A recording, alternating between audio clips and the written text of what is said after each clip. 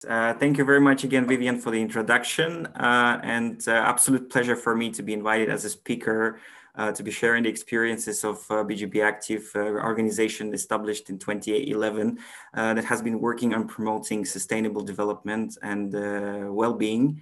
I'll do my best just to keep the same level of inspiration that after the presentation of Kathleen, because it was truly motivational and I was enjoying the whole pictures. And I'll be sharing with you the experiences that our organization in Bulgaria, in Plovdiv, we have done in Bulgaria. And of course, that wouldn't have been possible without a dedicated team, BGB Active team that I proudly call my colleagues, that is also devoted to sustainability and well-being in Bulgaria. When thinking about actually how I can start explaining our understanding of placemaking, I just decided to go back in hindsight and remember my times when I joined BGB Active back in 2018 as a volunteer, as Vivian also mentioned. I was given the concept of placemaking and invited to go to some locations to try this process on my own. You can see some of these colorful pictures from 2 locations. We've been actually at more locations, but these are most vivid examples that I found interesting for you to share with you. And basically just looking at the definition of placemaking and seeing the word in itself, combining of 2 elements, place and making, that didn't really make sense to me back at that time because I couldn't understand what is the difference between construction and the companies that actually go in and build something from the very beginning to the end with the specific professionals in there. Until I just got engaged myself in this kind of process in one location was in Zlatica and the other was in Varna, totally different backgrounds, totally different stories behind and totally different needs. But there was some elements that were actually common for both of these locations. First of all, that each placemaking process in both of these locations started with as a solution to specific local problem and need, because these communities people that decided to start placemaking and engage with us in placemaking, they were sharing some specific concern that they wanted to settle with the placemaking, and placemaking was extremely helpful for them as a solution. Placemaking also was, as I mentioned, it was initiated and contributed by the local community involvement, and this is another key component of placemaking because even though there is no unanimously agreed definition of what placemaking is, I think that the most important and key element that what we are trying to do is to work with communities, and placemaking is actually on one side, it helps to build community, and at the same time, it is the result of the community work. So it's a two-side story. And again, placemaking, all the placemaking processes are really personal stories and personal ideas. Like you cannot really find placemaking that is identical to another placemaking happening in another country or even another location, because as I mentioned, placemaking is a solution to a specific need, and that's why it is authentic and it's personal.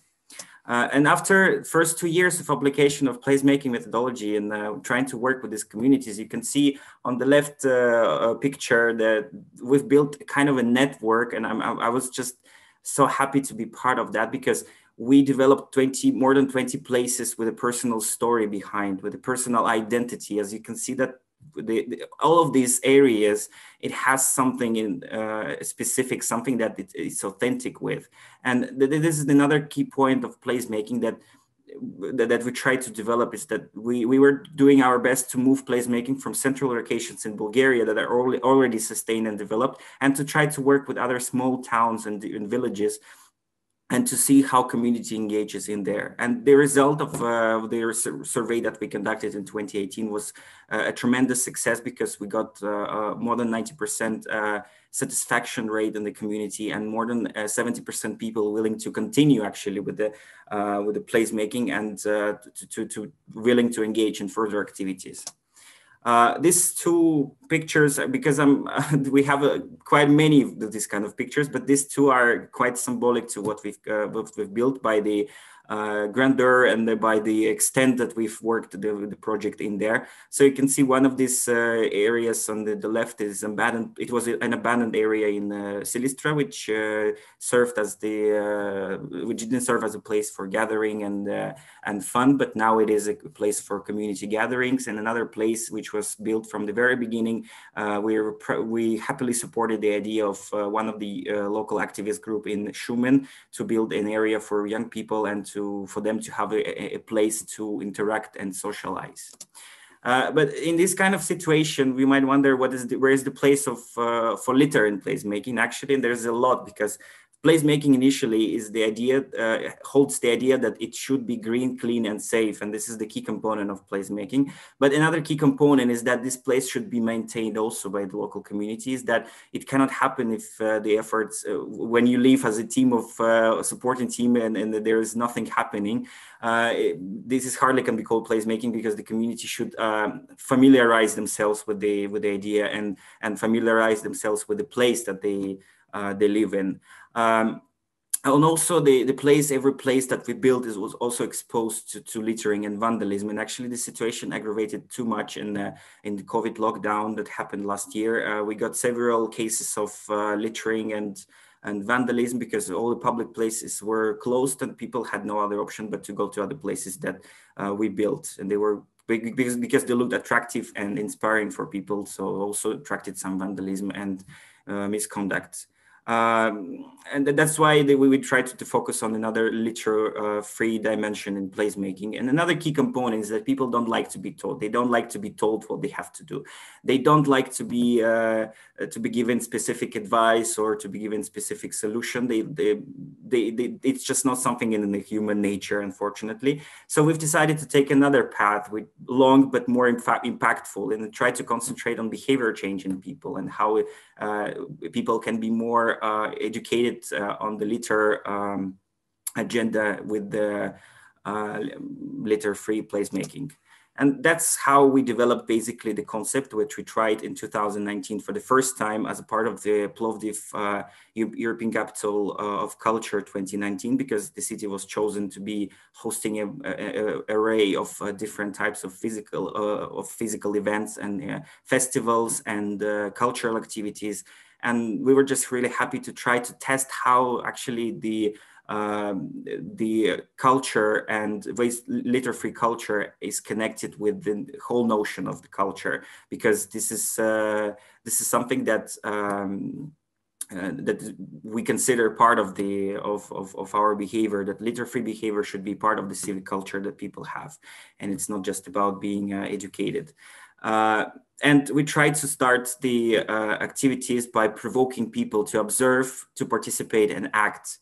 With the report that we started, 85% of people declared that environmental protection is a key importance for them, but only 15% of these people were eager to participate and irregularly in this kind of activities. So that's how actually the project was given another impetus and another motivation to continue. And we couldn't help but also work with the urban stakeholders in Plovdiv and tried more activities on community engagement, which I'm going to be sharing with you in short. One of these activities actually you can see on the pictures. On the left, we continued with green placemaking and tried to insert this green agenda in our placemaking initiatives, because placemaking in itself starts with a cleanup. You cannot start placemaking without having a cleanup of the event on the area and just get rid of the litter and get rid of the different kind of garbage that there is on the area. So we decided to bring this component into placemaking initiatives that we were doing, which was really successful because we conducted 3 interventions here in the city of Plovdiv only. We also tried to use the language of art, because this is an important part of awareness and of how people understand the culture. You can see on the picture, one of the interventions that we used was trash patrol, provoking and inviting people to pay attention to littering and to waste recycling, and why it is important overall to be to support this kind of initiatives. And another one in the picture on the right, a lot of cleanup events. Throughout 2019, we collected something around 6 tons of garbage just through this kind of campaigns. And we're really happy that we contributed to taking this garbage out of the nature. And I'm just going shortly to the placemaking and actually the real campaign that we started last year in 2020 by focusing just more precisely on the partnership and on sharing responsibility with people, because waste-free thinking is actually it cannot be given and only to the responsibility of people or municipality. It's a combination of actors and groups that contribute to our environment, and they help shape this kind of environment in the area, in the local area. So we try to focus on partnership and make a platform where resources can be shared, where stories could be shared, where ideas could be shared, and actually signals also can be shared, because this is an important part that we sometimes not even aware of the sites that are littered, and we just need to know where it happens to be able to help it. So we decided to transfer this methodology that we tried in Plovdiv, and you can see it really vividly on the picture on the left, from Plovdiv to other locations in Bulgaria, including Varna, Shumen, Dobrich, Silistra, and north eastern coast, Black Sea coast of Bulgaria, by again focusing on placemaking as a tool for settling social challenges, because keeping in mind that placemaking is always about the community work and how you can inspire communities with your story and with your idea, exploring and adapting and not giving the precise solutions to people, because another key component is that you can take as many initiatives as possible from abroad, but they are not going to work, because you need to see how they can be adapted to the local agenda and to the local context, because people in the area, there are specific actors, they have specific values, they have specific norms that they abide. And it's crucial just to see how you can interact and to find the solution and to listen to these people, how they are ready to solve this problem. And through our initiatives, we didn't focus on just doing the work ourselves. We just try to provoke people to clean and to realize why it's actually necessary to be done like this. And again, another key component is that the local solutions are most important. Like you just don't come to the community with something prepared and tailor-made for them, but you need to develop and work with them in order to understand how they interact and how they need and they plan to work. So I'm going to be showing you some of the campaigns that we promoted in Bulgaria as a part of this partnership. We started with the placemaking as well, like as I mentioned already, by focusing on the community needs. And on the pictures on the left, you can see one of the places renovated in Silistra again, because this is the whole idea that we try to concentrate not on how beautiful places look like, but how useful they can be, because the place is alive only when it's used by people, not when it looks new and when it looks beautiful and when it's attractive, etc. There are many cases in Bulgaria when municipalities come and build the area from the beginning, but it's not used and it's not popular just because it's not negotiated with people, and people don't contribute to building this place. And another location in Shumen also, it is a good example of how we use placemaking to make an active place for people to come and enjoy. Community engagement is a key focus all the time to work on awareness raising and to work on promotion of waste recycling and waste separation and litter prevention. As you can see, one of their events happened in Plovdiv, where we concentrated on green placemaking, as I already mentioned, and tried to also involve kids as active placemakers, because we're confident that kids actually can get some really good knowledge and good skills from participating in this kind of activities, and because they also interact much better with each other, and they find the common language with each other much better, and that's why they are more helpful sometimes, because they don't have some kind of barriers that some people have in the communities. And another example of litter and prevention area placemaking in Varna, where we made the place more vivid and bright just by painting and making this attractive for people. We also concentrated on education campaign, because This is something that is crucial for giving an understanding of recycling and litter prevention. One of these activities happened in, some of these activities happened in Dobrich. You can see the recycling workshop that we conducted, and another part, active environmental games, because kids also get to learn new skills, as I mentioned, and for them it's crucial to be in the integrative and inclusive process. Some of the just cases of the campaigns happening in Silistra. We're working with different types of businesses and organizations to give them resources and materials for promoting separate waste collection. And another campaign that happened actually on the beach about this sea littering prevention campaign in Varna. And another key component that we used throughout the partnership program is to activate people by giving them another motivation to engage in cleanup activities. One of the key component of this cleanup activities is that people don't like to come and clean, and they don't like being told that they are guilty for something that happened in one area. They don't like to handle this responsibility. So that's why we try to combine it with the different types of activities apart from just cleaning. One of these activities you can see on the left, this is underwater cleanup in Varna. We partnered with a good organization from there, and they invited a cleanup by combining cleanup with scuba diving. So people could come and actually try scuba diving at the same time cleaning the area. And this is a double motivation for them, because they want to try something new that they never tried, at the same time cleaning the area. And another campaign that happened here in Plovdiv, that when we cleaned the rowing channel, and we also combined it in partnered with a group of Green Balkans, and combine it with studying the area, because apart from just cleaning the space, people could enjoy seeing and learning new things about flora and fauna from the area. They could see the species that live there on the river, and they could see what actually is distinctive about this area. We also used the language of art as we started in 2019, and used the interventions, advocacy interventions, and guerrilla marketing. As you can see on the left, it's one of the installations that we try to attract people's attention to the cigarette butt pollution, because this is a small piece of garbage, but it brings a huge effect on people's lives, and it is usually not something that we are aware of, and because we usually neglect this kind of pieces of waste. And another one is the plastic installation made of plastic bottles.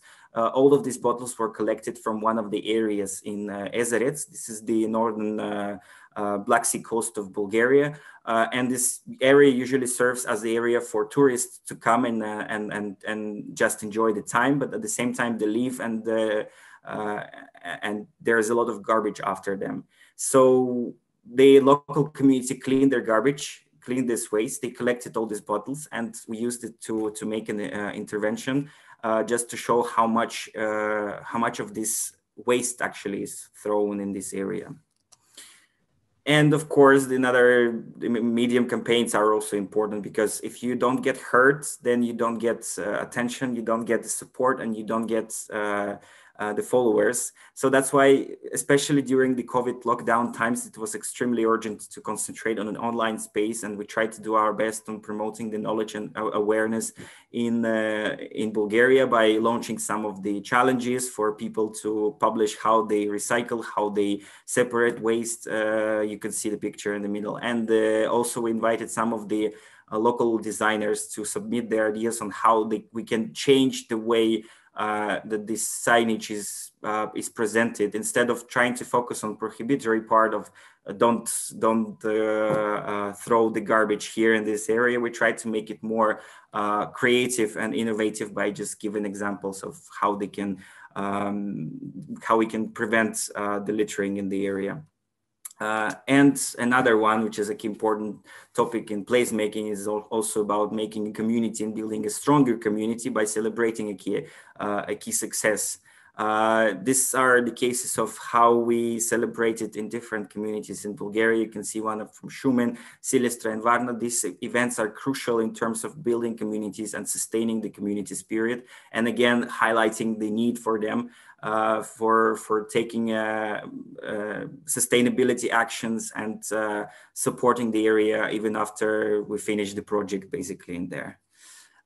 These are key points for me. Please, as Vivian mentioned, don't hesitate to check the page. We have the website, we have the Facebook page. If you have any questions, you're free to ask them now or to write me on email. Very, very welcome. Thank you very much.